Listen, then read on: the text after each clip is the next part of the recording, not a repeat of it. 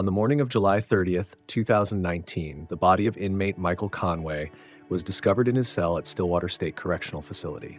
This is the story of how a charismatic prisoner's manipulation and an officer's moment of weakness collided in a perfect storm of passion, betrayal, and ultimately, murder. To understand the events that led to this fatal morning at Stillwater State, we must go back to where it all began. 9 months earlier, when the leaves were falling and winter's chill was just beginning to grip rural Pennsylvania. Emily Morgan was a 38-year-old corrections officer at Stillwater State Correctional Facility in rural Pennsylvania. A former military police officer who served 8 years in the Army, Emily had built a solid reputation during her 14 years at Stillwater State. Known for her professionalism and commitment to protocol, she had received multiple commendations for her service, including Officer of the Year in 2017. Emily was a single mother to 15-year-old twins, Emma and Ethan. Following her divorce 2 years earlier, when her husband left her for his young paralegal, Emily had thrown herself into her work, often taking double shifts to maintain financial stability for her family. Despite the demanding nature of her job, she had always managed to balance her duties as a corrections officer with being a devoted mother. Michael Conway was 33 years old when he arrived at Stillwater State to serve an 8 to 12-year sentence for investment fraud.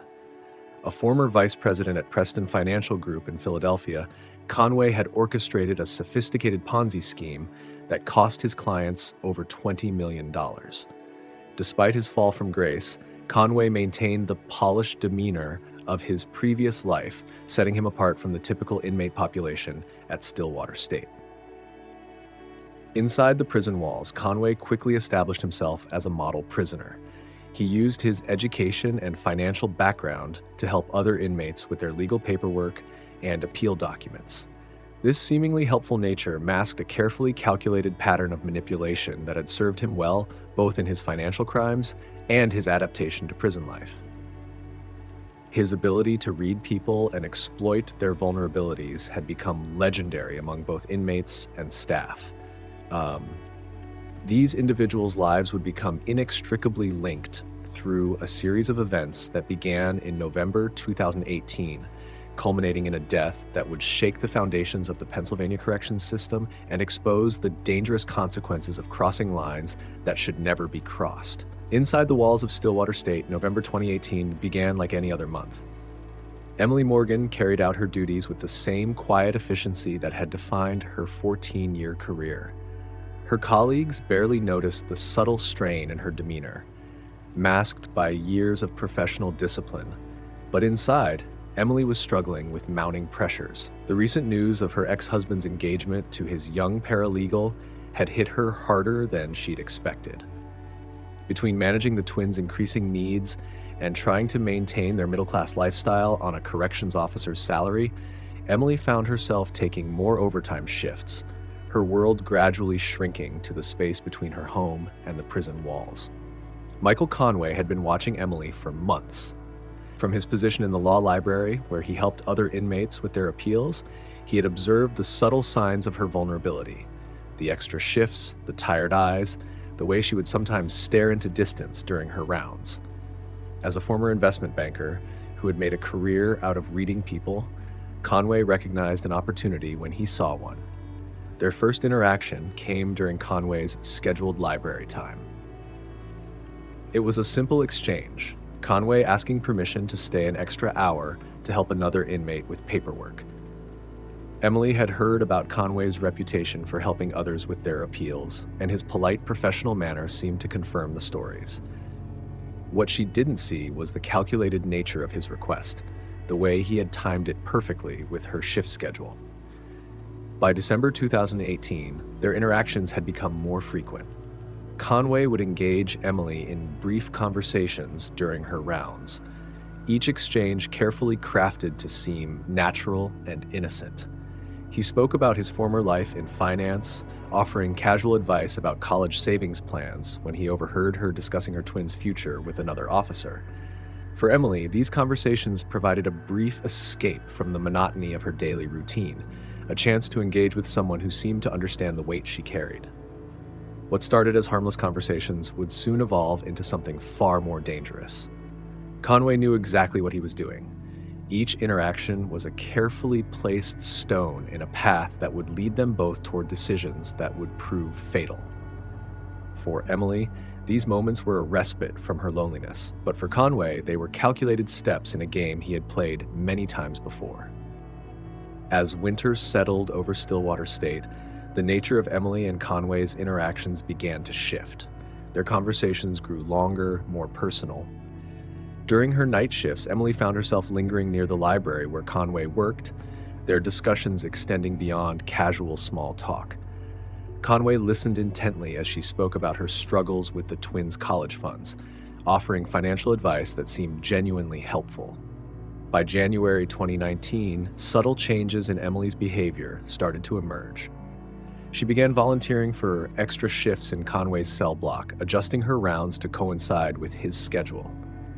Her colleagues noticed small differences, the way she'd straighten her uniform before entering the library, how she'd spend a few extra minutes during counts near his cell. These minor deviations from her usually strict routine were the first warning signs that something had shifted. Conway's manipulation was masterful. Through carefully timed notes and whispered exchanges, he gradually built Emily's trust, weaving a web of emotional dependency that she couldn't escape. He shared stories about his own failed marriage, his regrets, and his hopes for redemption. Each confession was calculated to draw her closer, to make her feel special, understood. For Emily, these interactions became a lifeline. The emotional connection she felt with Conway filled a void she hadn't realized was so deep. She began taking risks she would have never considered before, accepting small notes passed during rounds, making excuses to check on him during quiet hours. Each small compromise led to bigger ones, each decision pulling her further from the professional standards she'd maintained for 14 years. What Emily didn't know was that Conway had done this before. In his previous facility, he had manipulated a young nurse into smuggling contraband, leading to her termination. Every conversation with Emily, every shared confidence, was part of a carefully orchestrated plan. Conway wasn't looking for connection. He was creating leverage, gathering evidence of their inappropriate relationship that he would later use to his advantage. By March 2019, their relationship had crossed lines that could never be uncrossed. Emily had begun disabling security cameras during her night shifts, creating brief windows of time when she could visit Conway's cell undetected. These moments of privacy would later prove crucial in the investigation that followed, leaving digital breadcrumbs that would tell the story of their forbidden relationship. As Emily's involvement with Conway deepened, the strain began to show in her home life. Emma and Ethan, once straight-A students, started showing signs of trouble. Emma, the more outspoken of the twins, began skipping classes, her grades slipping from A's to C's. Ethan withdrew into himself, his anger about their father's new family manifesting in heated outbursts at school. The twins' guidance counselor had called twice in February and concerned about their sudden behavioral changes. It was during one particularly difficult night shift, when Emily was fighting back tears after another argument with Emma about her father's upcoming wedding, that Conway offered what seemed like a lifeline. Using his background in finance, he began helping Emily develop a strategic savings plan for the twins' college fund. His suggestions were practical, even brilliant, restructuring her debt, optimizing her overtime hours, and identifying scholarship opportunities she hadn't known existed. "Your children deserve the best education possible," Conway would say during their library conversations, his voice filled with seemingly genuine concern. "Let me help you secure their future." His expertise made Emily feel less alone in her struggles, less overwhelmed by the mounting financial pressures. What she couldn't see was how Conway was using her children's future as another tool to deepen their emotional connection. By early spring, Emily had implemented several of Conway's financial strategies, and the initial results were promising. She even shared these small victories with the twins, telling them about the growing college fund, watching their faces light up with renewed hope. These moments of relief only served to strengthen her dangerous bond with Conway, making her feel indebted to him in ways that went beyond their forbidden relationship. Meanwhile, the dynamics within Stillwater State's walls were shifting. Other guards had begun to notice the changes in Emily's behavior, particularly her frequent visits to the library during Conway's work hours. The once professional atmosphere of the cell block took on an undercurrent of whispered speculation. Senior officers exchanged knowing looks when Emily volunteered for extra shifts in Conway's block, and inmates started to pick up on the subtle changes in their interactions. Officer Kevin Walsh, who had mentored Emily since her first day at Stillwater, was the first to sense something wasn't right. He noticed how she would straighten her uniform before entering the library, the way her voice softened when speaking to Conway, the slight flush in her cheeks during cell checks.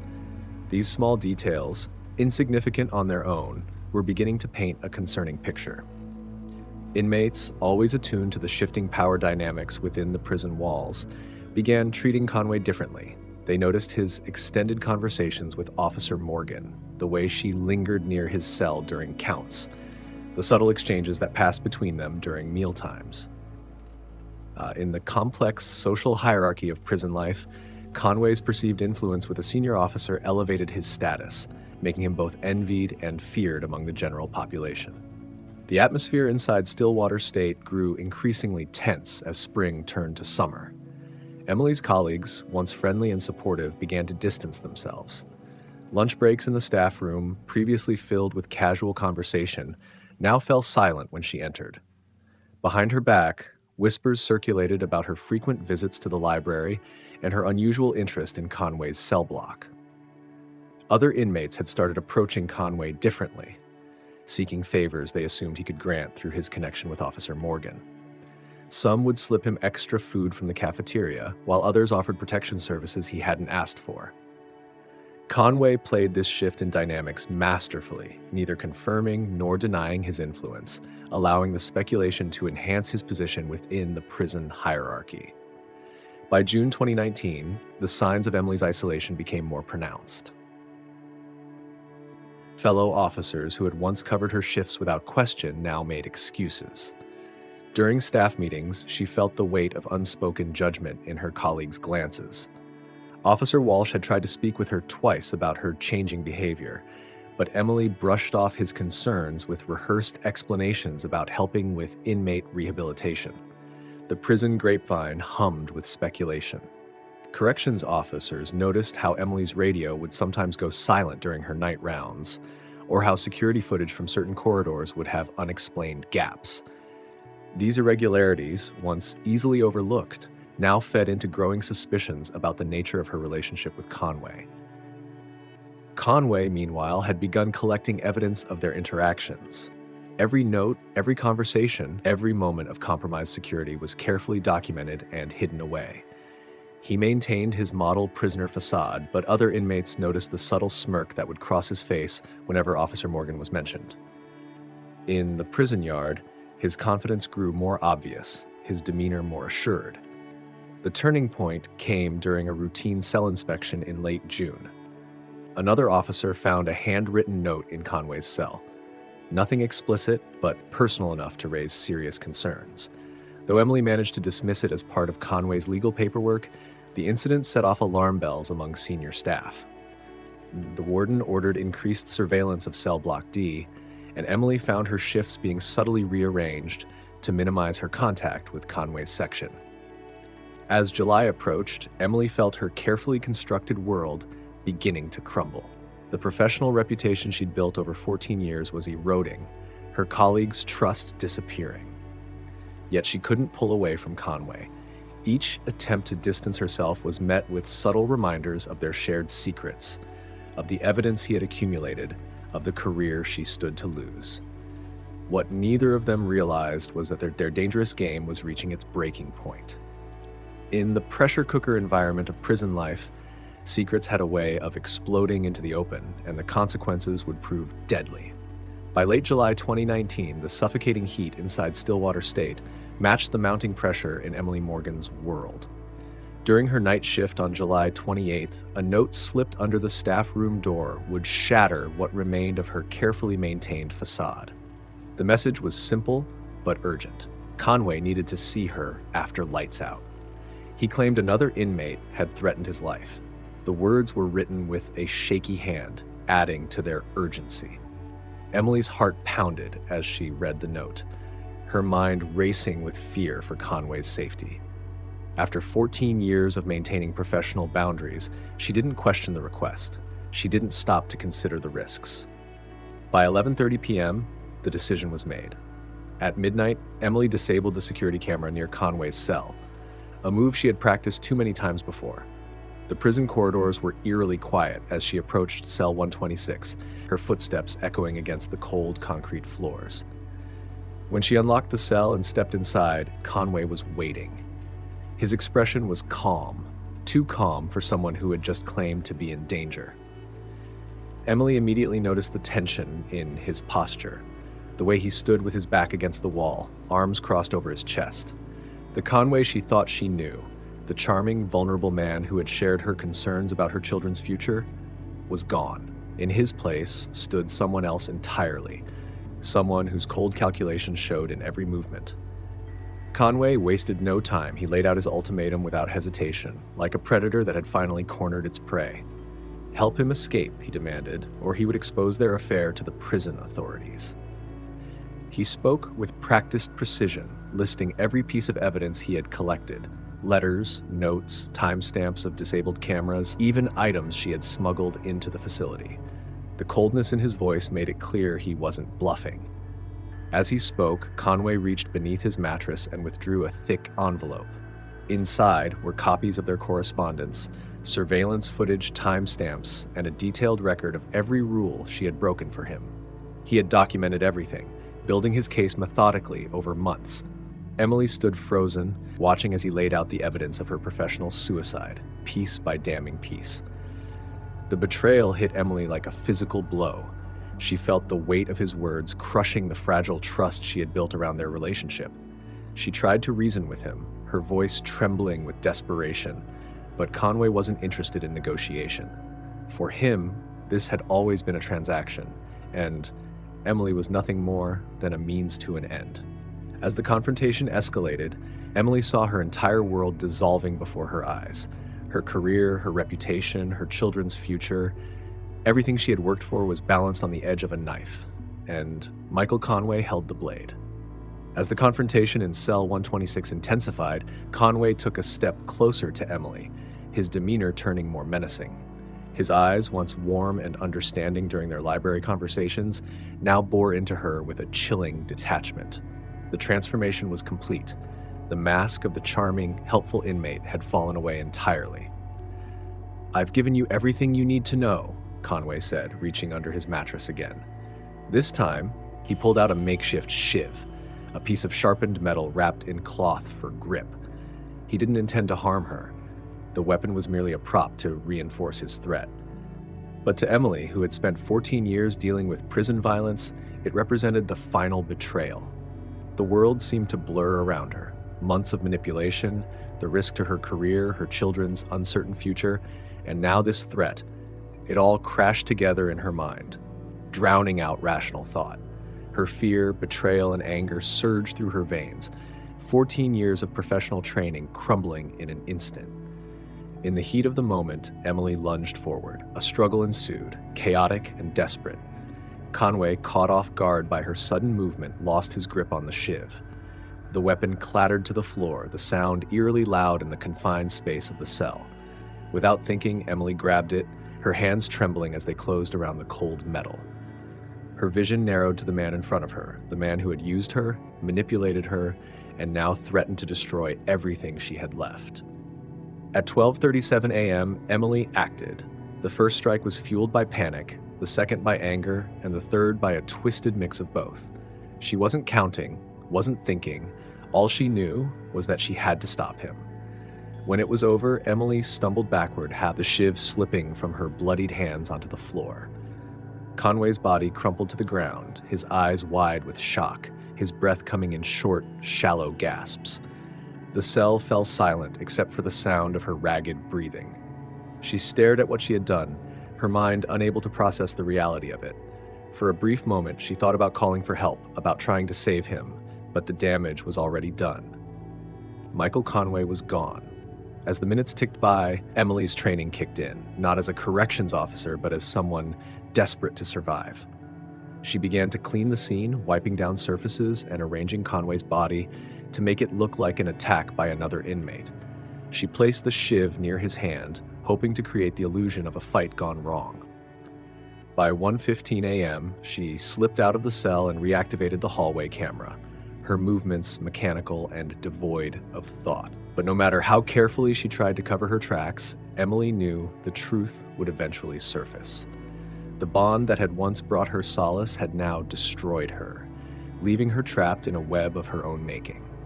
The morning of July 30th, 2019, began like any other at Stillwater State Correctional Facility. Officer James Martinez was conducting the routine 6 a.m. cell check when he discovered Michael Conway's body in cell 126. The scene before him was gruesome. Conway lay face down on the concrete floor, multiple stab wounds visible on his torso, a makeshift weapon near his outstretched hand. The discovery triggered an immediate facility-wide lockdown. Warden Patricia Hayes was notified within minutes, and she quickly contacted the state police. By 7:15 a.m., Detective Rachel Chen and her partner Marcus Torres had arrived at Stillwater State, their breath visible in the crisp morning air as they made their way through the prison's main gate. Detective Chen, a former military police officer herself, noticed the irregularities almost immediately. The position of Conway's body seemed staged, too perfectly arranged to suggest a spontaneous inmate attack. The blood spatter patterns told a different story than what the scene suggested, and the weapon's placement appeared deliberate rather than the result of a struggle. "Something's off," Chen remarked to Torres as they examined the cell. The blood patterns suggest the attacker was shorter than Conway, but the angle of the wounds indicates they were familiar with close-quarter combat techniques. The investigation team's first red flag came when they reviewed the security footage. There was an unexplained 4-hour gap in the surveillance records for cell block D between 11 p.m. and 3 a.m. on the night of the murder. This gap wasn't isolated. Similar disruptions had occurred sporadically over the previous months, always during night shifts, always in the same cell block. Officer Kevin Walsh, during his initial interview with the detectives, couldn't keep the tremor from his voice as he revealed his suspicions about Emily Morgan's behavior in recent months. "She changed," he told Detective Torres. "Started volunteering for extra shifts in D Block, spent too much time around Conway. I tried to talk to her about it, but..." His voice trailed off, heavy with regret. As the morning progressed, more inconsistencies emerged. The prison's logbook showed Emily Morgan had signed in for the night shift, but her documented rounds didn't match the partial surveillance footage available. Several inmates reported hearing movement in the corridors during the camera's downtime, though none would initially specify who they had seen. By noon, the investigation had uncovered enough discrepancies to warrant a deeper probe into the relationships within Stillwater State's walls. What began as a seemingly straightforward prison murder was rapidly evolving into something far more complex, leaving Detective Chen with a growing suspicion that this case would shake the foundation of Pennsylvania's correctional system. The question wasn't just who killed Michael Conway, it was how deep the corruption in Stillwater State ran, and how many others had been drawn into Conway's web of manipulation before it led to his violent end.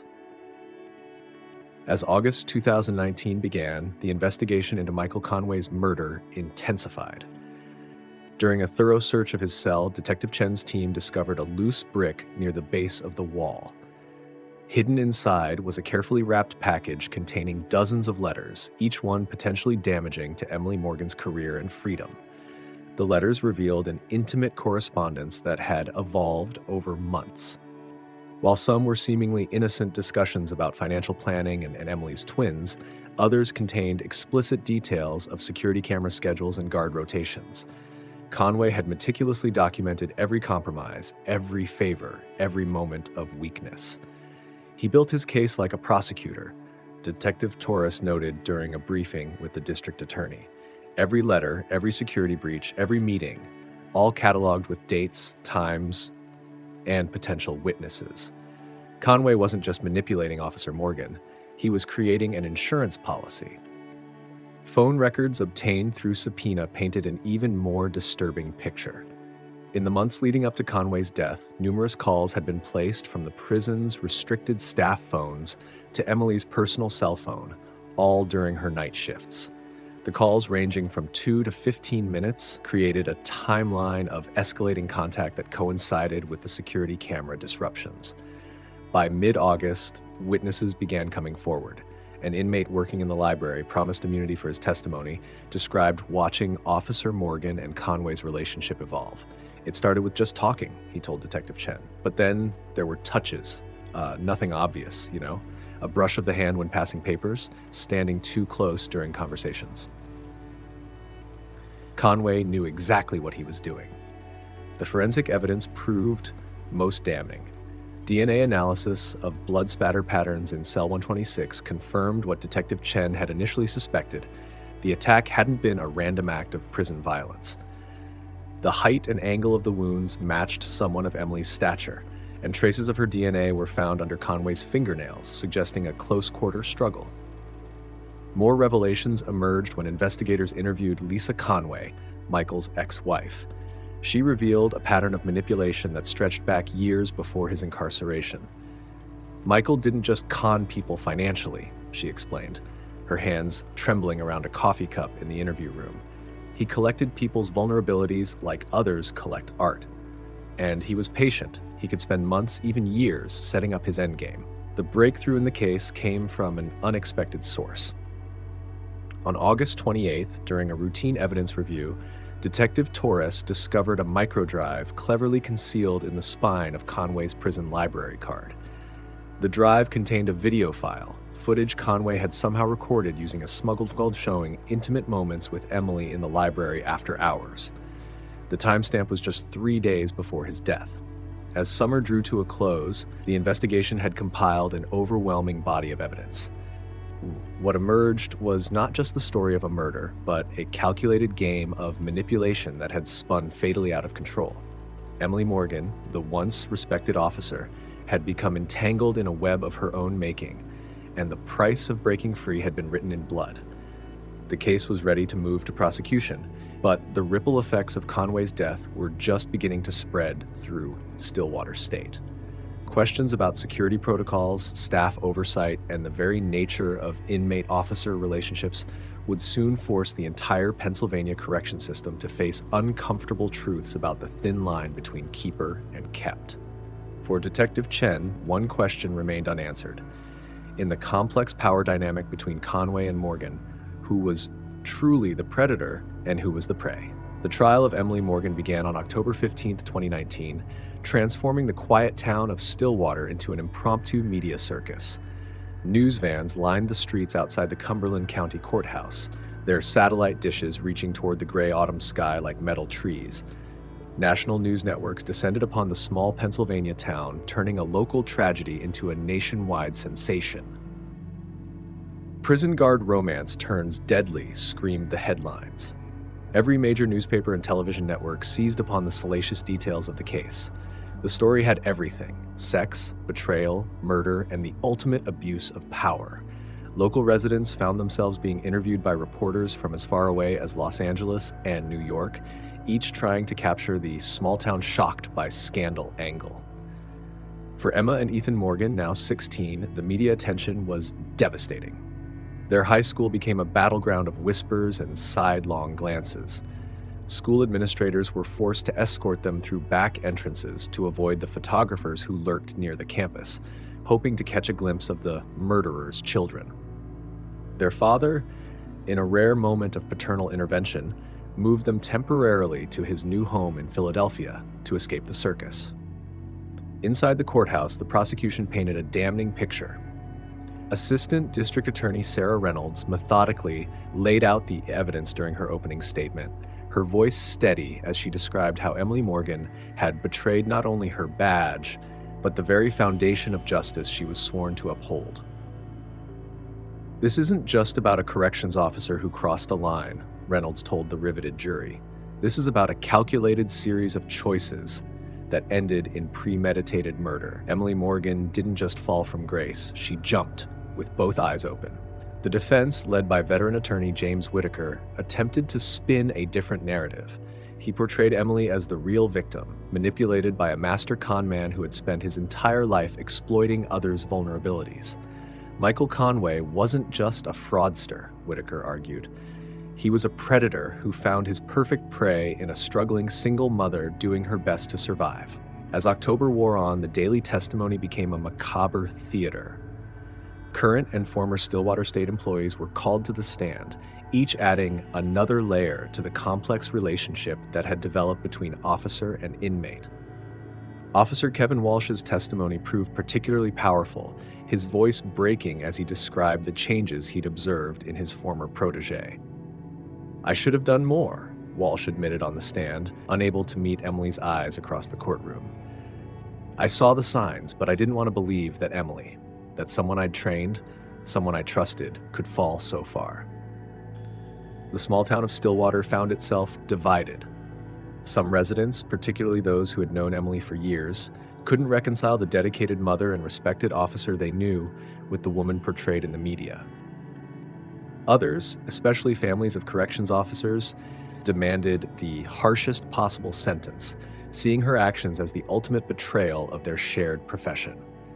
Local diners became impromptu debate halls where residents argued over coffee about justice, redemption, and whether anyone could have resisted Conway's manipulation. The case forced the community to confront uncomfortable questions about power, vulnerability, and the blurry lines between right and wrong. As October drew to a close, no one in Stillwater remained untouched by the tragedy that had unfolded behind their prison's walls.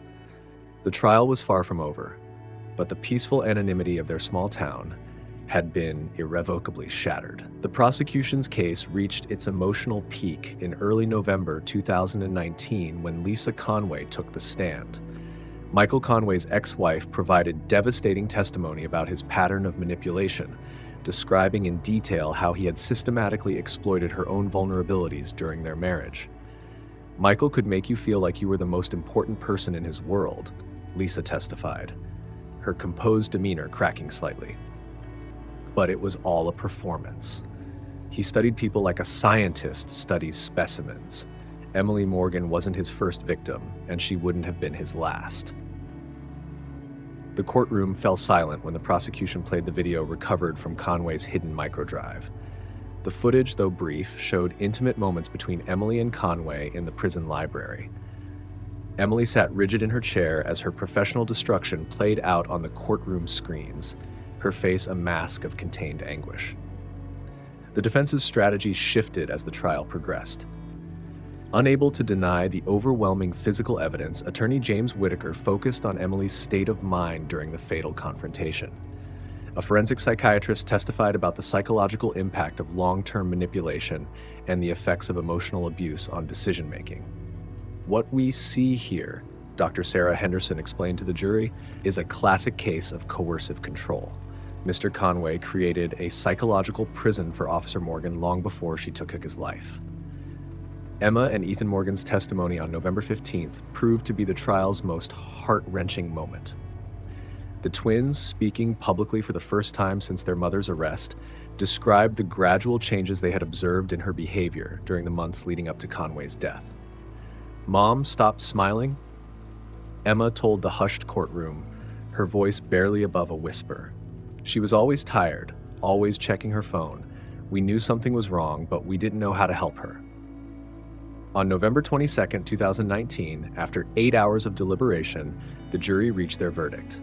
As Judge Harrison called the court to order, Emily Morgan stood, her posture military straight, facing the 12 people who held her fate in their hands. The jury found Emily Morgan guilty of second-degree murder, but acquitted her of the more serious charge of premeditated first-degree murder. The verdict acknowledged both the reality of her actions and the extraordinary circumstances that led to them. On December 5, 2019, Judge Harrison delivered the sentence, 15 to 25 years in state prison. As he read out the terms, he addressed Emily directly. "Miss Morgan, your actions violated the most sacred trust placed in our correction system. However, this court cannot ignore the sophisticated manipulation that contributed to this tragedy. Your sentence reflects both the severity of your crime and the complex circumstances surrounding it. The aftermath of the trial left permanent scars on the Stillwater community. The State Corrections Department implemented sweeping reforms in officer-inmate interaction protocols. The Stillwater State Correctional Facility underwent a complete administrative overhaul, with Warden Hayes retiring under pressure. Emma and Ethan Morgan eventually returned to Stillwater to live with their maternal grandmother. They visited their mother regularly at the Western Pennsylvania Women's Correctional Facility, working to rebuild their relationship through the barrier of reinforced glass. The final irony of the case wasn't lost on anyone. Emily Morgan, who had spent 14 years of her life guarding prisoners, would now spend the next 15 to 25 years as one herself. Her story became a cautionary tale in corrections officer training programs across the country, a stark reminder of how quickly the line between keeper and kept could blur. As Detective Rachel Chen would later write in her case notes, the tragedy of Emily Morgan wasn't just that she fell from grace. It was that she fell so gradually, so methodically, that by the time she realized she was falling, the ground had already rushed up to meet her.